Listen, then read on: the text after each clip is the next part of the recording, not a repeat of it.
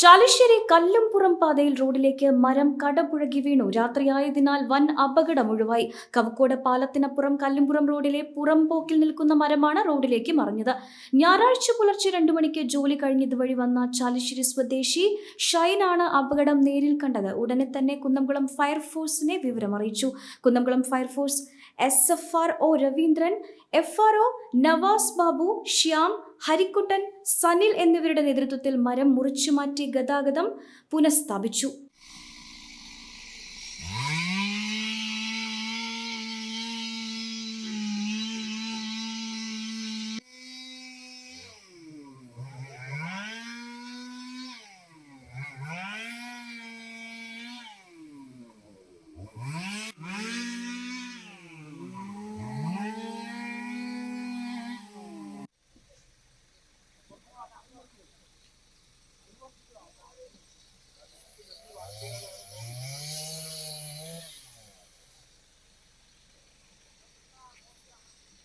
വർഷത്തെ പ്രവർത്തന പാരമ്പര്യവുമായി മനസ്സിലുണ്ടോ മാക്സിലുണ്ടോ എന്ന തലക്കെട്ടിൽ എല്ലാ ഷോറൂമുകളും പുതുമയുടെ പര്യായങ്ങളായി പട്ടാമ്പിയിലും കൂറ്റനാടും കേച്ചേരിയിലും കൊപ്പത്തും.